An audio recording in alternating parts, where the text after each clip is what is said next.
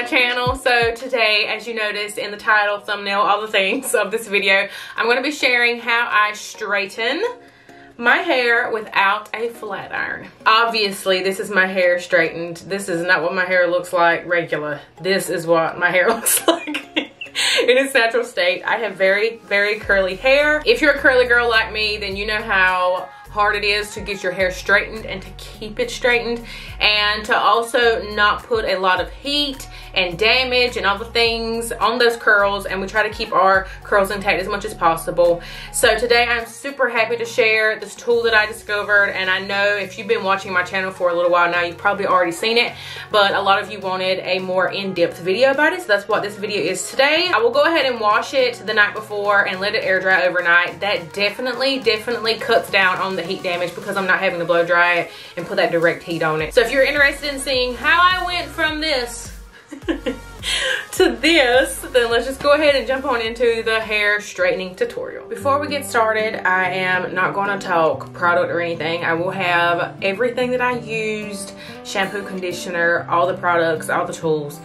I will list that all down below in the description box so that we don't waste any time. I don't think you came here for that. So to go to sleep, I did put this silk cap thing on, and I actually need a new one. I'm noticing that this is like doing something to my pillowcase. That's really weird. But I do put my hair in a low bun, and I've showed you guys that before. I did leave my hair in one of those Turby Twist towels for about an hour and a half before I did that, so that helped dry it some too. I am a super huge advocate for the least amount of heat possible. So I do like to air dry my hair, but I do like to pin it down so that it's not in its big natural state, so that it makes it easier for me to straighten it, because if I just leave it down and let it air dry, it's going to be so much more big, way more bigger than this. Make my life a lot easier so I'm not having to pull it and straighten it with a blow dryer.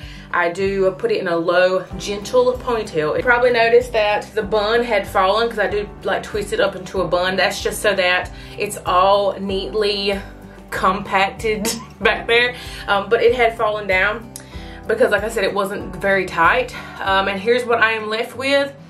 It is still kind of damp, like right here at the very back of my head, pretty much where that bun was sitting.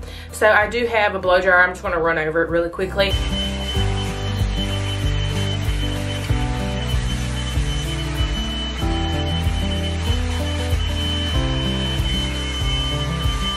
Just roughly went over it with that blow drying brush. I do have an entire video that is totally dedicated to this brush right here, so if you want to see that, I'll link it up above. I still love that brush, and a lot of times when I'm doing this kind of air dry straighten situation, I typically just grab a blow dryer and just blow dry through it, but because that brush was already in here, I decided just to use that because it was in here. I am going to section off my hair. It just makes my life so much easier, especially when your hair has more texture to it and you got a curl pattern. You can get to those sections a lot easier when you are dividing everything up. And because this isn't your traditional straightener, I don't take nearly as small of sections, so I don't have to section off all the sections. I typically would do like 6 or 7 sections to make my life easier because I would take such small pieces, but I don't have to do that with this. I can take bigger sections and it doesn't take me nowhere near as long.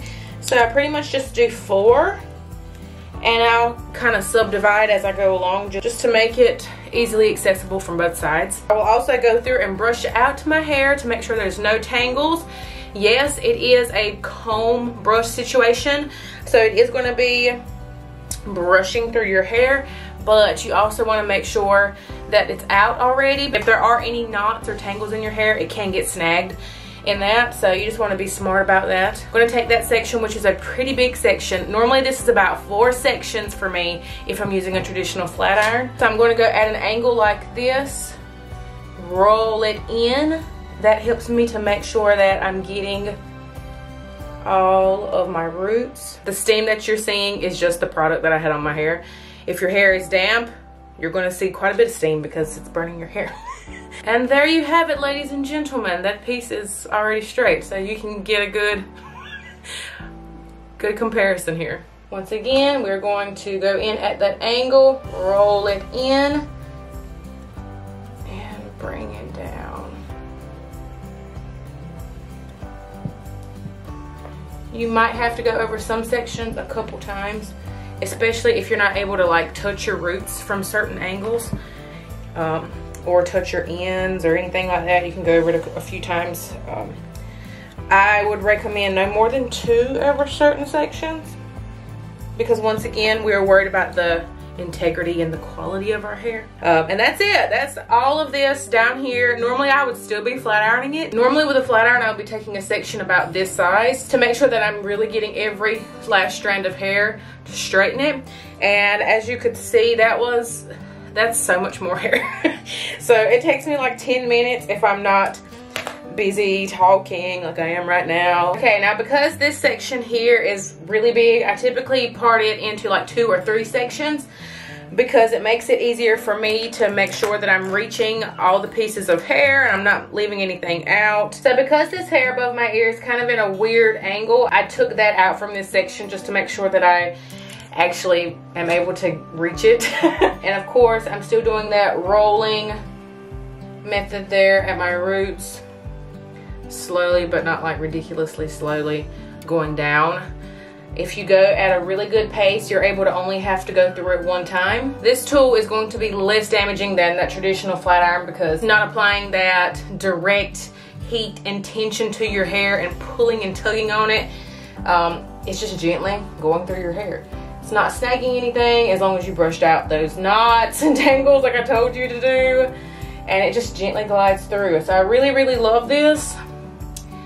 If you're doing it, like I said, at the right pace and your sections are a decent size or not too big, you should be able to get away with that 1 pass. Now traveling back to this other section, because this is like a longer section and that comb's only so long, I am going to take out that like bottom chunk right there. Obviously with this, because you're not able to get to your ends as good, once I'm finished, I'll go throughout and like really touch up those ends to make them look more sleek. So for this tool, you're going to need at least like chin length hair in order for you to be able to actually grab the hair, get it in there and straighten it the way that you would want it to be straightened.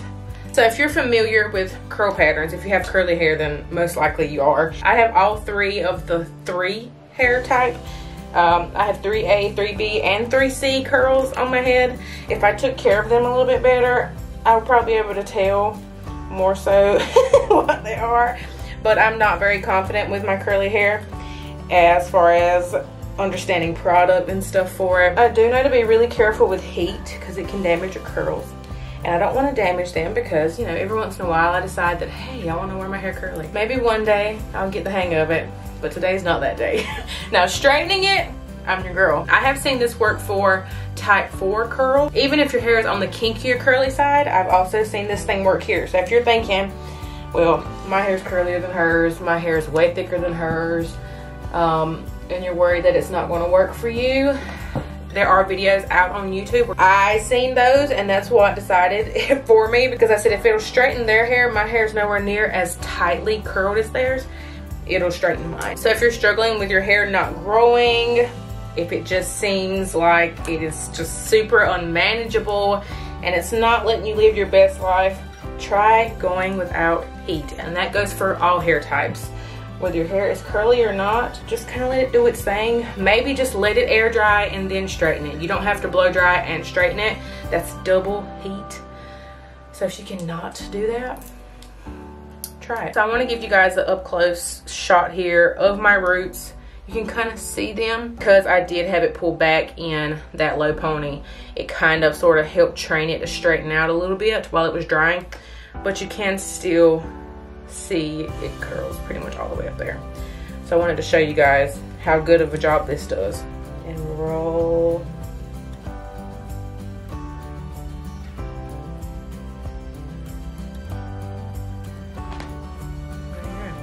Now once I get to the top section of my hair, because I don't have like an actual part that I stick with, I know a lot of women have a part and they are like super serious about that part. I've never been set on a certain part of my hair because I flip-flop it every direction, because I wanted my hair to kind of be trained to be able to do whatever I wanted it to do. So I didn't want it to have like a trained part. So a lot of times I will take the majority of these sections and I will direct them back, which will help with volume in the front. So regardless of what side I decide to flip it over to, it kind of gives it a little more oomph there at the root.